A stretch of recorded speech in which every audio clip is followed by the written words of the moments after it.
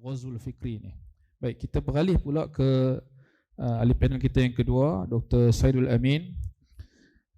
Baik doktor, serangan pemikiran ini ataupun istilah Ghazul Fikri ini tentunya dia berkait dengan musuh Islam terhadap umat Islam.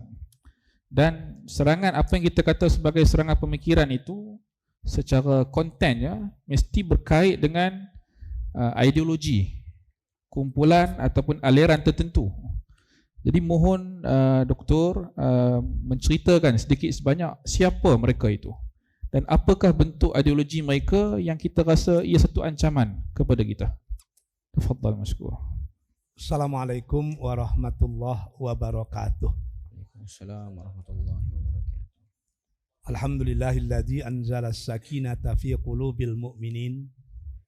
Asyhadu an la ilaha illallah wa asyhadu anna Muhammadan abduhu wa rasuluh la nabiyya ba'da. Allahumma salli ala Muhammad wa ala ali Muhammad. Yang saya cintai, moderator atau pengurusi majlis, Ustaz Qarni, hadirin wal hadirat yang berbahagia. Oke. Terima kasih atas soalan yang sangat dalam dari pengurusi majlis tadi, dari moderator. Kalau ditulis itu boleh jadi PhD tesis itu. Luar biasa. Tapi saya kagum dengan beliau tadi menyemangati kita untuk tak ngantuk, tak letih.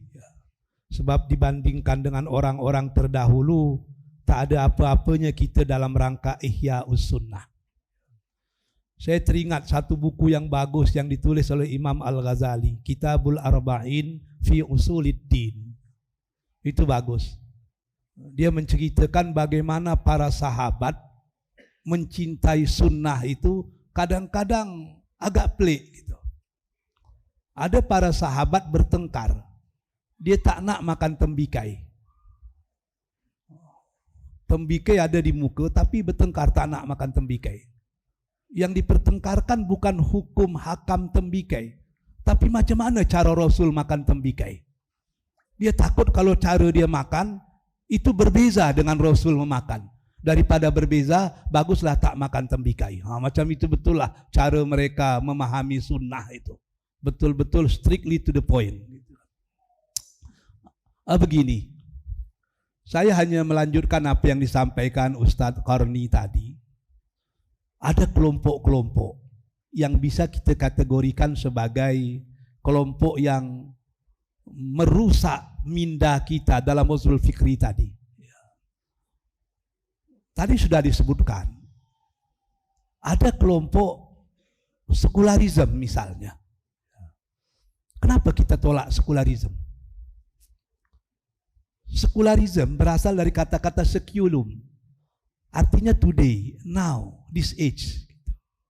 Maknanya, orang-orang sekular itu menyatakan kehidupan yang ada itu, yang hari ini, tidak ada esok. Hari kiamat, waktu jauh itu tak ada itu. Azab kubur, apa lagi? Sebab sampai hari ini, belum ada orang yang diazab dalam kubur, dia balik ke dunia menceritakan kalau dia diazab di kubur. Tak ada itu. There is no scientific proof. Tak ada. Bukti ilmiah azab kubur itu tak ada. Oleh kerana itu mesti ditolak. Pertanyaannya, Allah itu tampak tidak? Boleh tak dirasa? Boleh tak dilihat? Tidak. Kalau begitu, bagi orang sekular, Allah itu juga tidak ada. Maka dalam Encyclopedia Britannica dikatakan, sekularisme itu adalah bidan yang menyambut kelahiran ateisme. Jadi yang kita takutkan dari sekularisme adalah penapian Tuhan. Kalau Allah sudah ditolak, itu dah tak ada cerita lagi. Ya. Begitu juga dengan yang dikatakan Ustadz Qarni tadi tentang liberalisme. Bebas, sebebas-bebasnya. Ya. Macam LGBT. Kenapa LGBT itu mereka katakan boleh? Mereka berdasarkan Al-Quran. Wa min ayatihi an khalaqalakum min anfusikum azwaja litaskunu ilaiha wa ja'ala bainakum mawaddah wa rahmah. Tujuan pernikahan itu apa? Sakinah, mawaddah dan rahmah. Jika pernikahan lelaki dengan lelaki, perempuan dengan perempuan boleh menenangkan jiwa, maka dia boleh dilakukan. Itu. Jadi itu yang liberal itu. Dia menafikan surutul tafsir itu dia nafikan. Surutul ijtihad wal mujtahid itu tak ada itu. Semua orang boleh menafsirkan apa yang dia nak inginkan. Walaupun kadang-kadang kawan-kawan kita di pondok dulu ada juga yang menafsirkan sesuka hati dia. Saya waktu di pondok jumpa kawan selalu lambat sembahyang subuh. Saya pukul awak nih sembahyang subuh dah pukul 7 macam mana nih? Dia kata wal akhiratu khairul laka minal ula. Masalah juga kan. Jadi kadang-kadang liberalisme itu ada juga di pondok gitu kan. Ini yang sangat bahaya itu gitu. Jadi pluralisme. Kenapa bahaya pluralisme itu? Plurality oke. Menganggap ada keberbezaan. Wa ja'alnakum subu'a wa qabail. Oke, tak ada masalah. Tapi yang bahaya dari pluralisme itu adalah tidak ada satu kebenaran mutlak. Allahnya orang Islam, Tuhannya orang Kristen, semua itu tak ada itu. Semuanya hanya jalan menuju titik akhir. Titik akhir itu boleh didapatkan semua bangsa, semua agama. Ini yang paling bahaya itu. Jadi kalau di Indonesia, kelompok itu dulu menamakan dirinya Islam liberal. Ditolak orang. Dia tukar balik menjadi Islam progresif. Besok ditukar lagi, wallahu a'lam, tak apa pula namanya. Tapi intinya sama. Kelompok-kelompok itu pada dasarnya mengajarkan beberapa hal penting. Yang pertama, at-tashkik fil masadiril syariah. Dia berupaya membuat kita ragu terhadap ajaran agama kita. Kenapa orang benci kepada Turki Utsmani? Sebab seperti yang dikatakan Ustadz Qarni tadi, dah terjadi uzwatul fikr di situ. Orang menceritakan Turki itu maju ketika dia masih bernama Konstantinopel. Waktu itu Turki menjadi pusat bagi kerajaan Rom di timur. Seluruh Europe itu ada pada Turki. Bila Turki jatuh, setelah Islam datang. So the conclusion is, kalau kita nak maju balik, Islam mesti dicampakkan. Di Mesir juga macam itu. Bila Mesir maju, ketika ada Cleopatra, ketika ada Fir'aun. Bila Mesir jatuh, ketika Islam datang. So musuh Mesir itu adalah Islam. Kalau kita nak majukan Mesir, campakkan Islam. Hidupkan kembali budaya Fir'aun. Hidupkan kembali budaya Cleopatra. Agar kita menjadi kekuasaan besar sebagaimana Fir'aun dahulu dan sebagaimana Cleopatra dahulu. Di Indonesia sama. Ternyata bentuk-bentuk kelompok yang macam ini, cara bekerjanya sama. Di Indonesia itu dikatakan, Indonesia bila maju? Zaman Sriwijaya. Seluruh Nusantara ada pada kekuasaan Sriwijaya. Sampai ke Filipina kemana-mana. Sudah itu bila Indonesia maju? Zaman Majapahit. Seluruh Nusantara dia pegang. Bila Islam jatuh, setelah Islam masuk. Maka kalau Indonesia mau maju, Islam harus ditinggalkan. Kita hidupkan budaya Buddha Sriwijaya, budaya Hindu Majapahit, baru kita maju. Artinya kan ada hidden agenda. Ada konspirasi global yang tem-temnya itu sama. Membuat bercelaru pemikiran kita. Sehingga banyak umat Islam yang membenci agamanya sendiri. Saya dulu ketika masih beraja kat UIA, bekerja sukarela di Perkim. Ada seorang orang Kelantan itu, Profesor Abdullah. Dia ambil PhD dan Master dan PhD di Ohio University. Dia cerita dengan saya bagaimana Barat itu merusak minda mereka. Dia ambil PhD kat sana. Ada beberapa orang profesor yang setiap masuk pasti mencemoohkan Islam. Abdullah, you are Muslim? Yes. Muslim. Agama yang pro gitu kan. Barbar religions. Ya.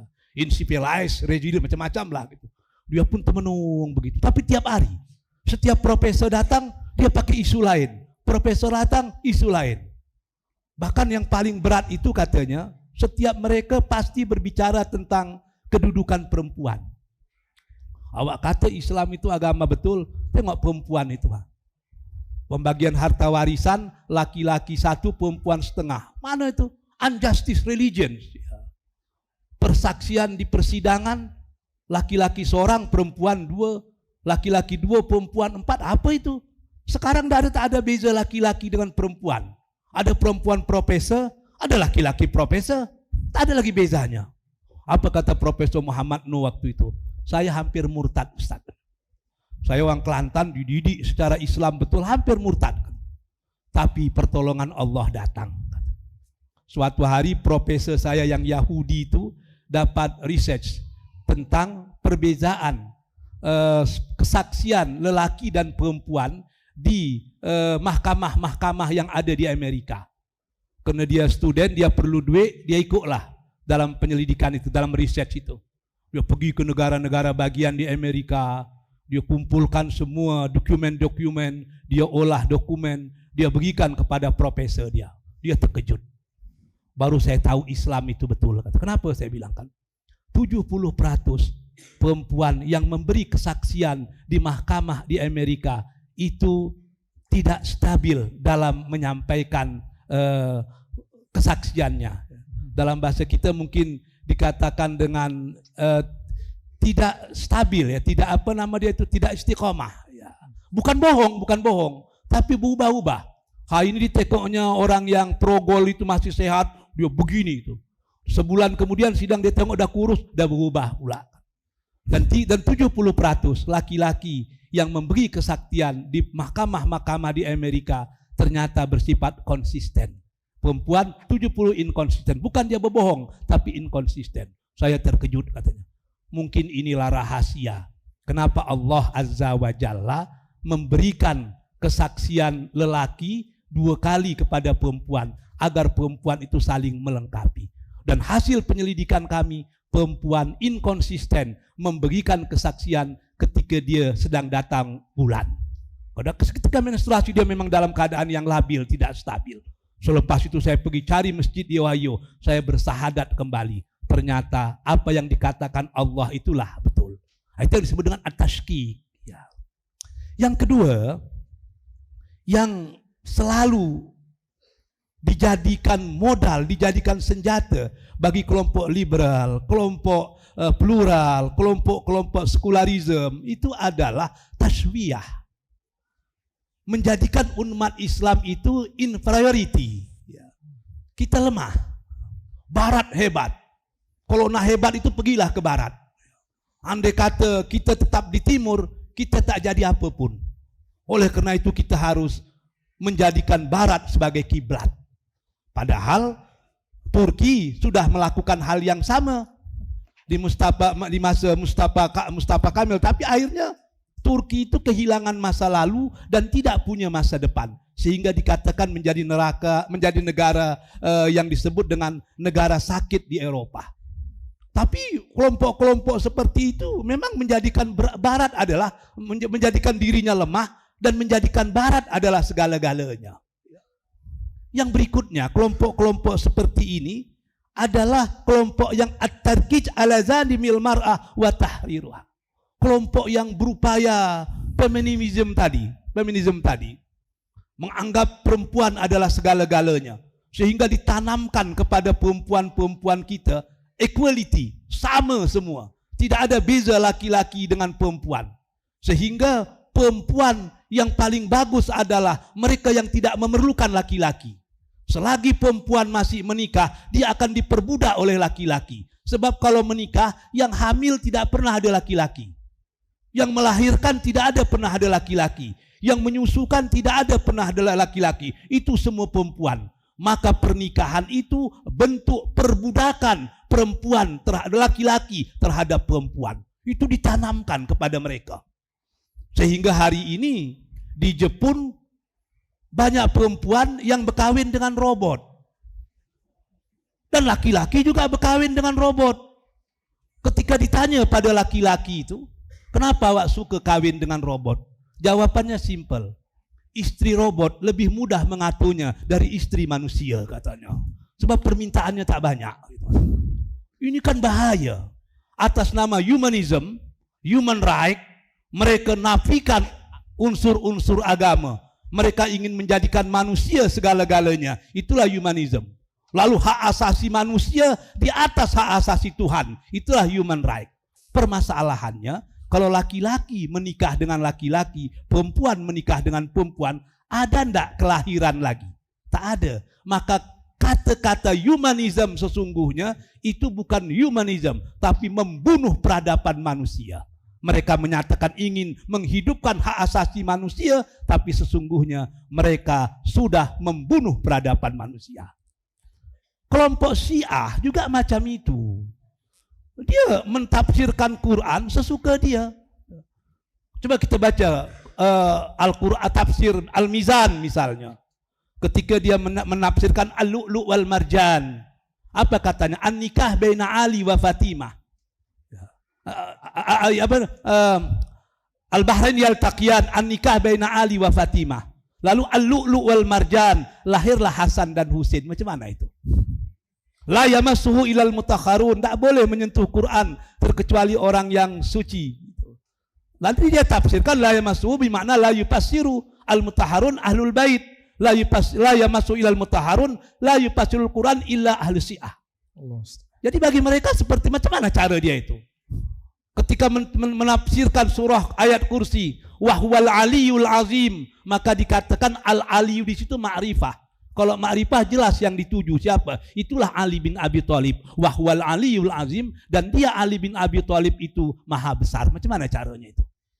Nah, ini yang kita takutkan dari kelompok liberal, baik yang dalam Islam sendiri maupun kelompok-kelompok liberal yang di luar Islam, yang memang mereka itu ingin menghapuskan kekuatan Islam. Padahal bagi kita akidah inilah harga mati. If you lost your money, you lost nothing. If you lost your health, you lost something. But if you lost your akidah, you lost everything. Itu yang harus kita pertahankan. Akidah itu merupakan pusaka dari orang tua kita dan warisan yang akan kita titipkan kepada anak cucu. Masalah-masalah fikih kita boleh bertolak ansur, kita boleh berlapang dada.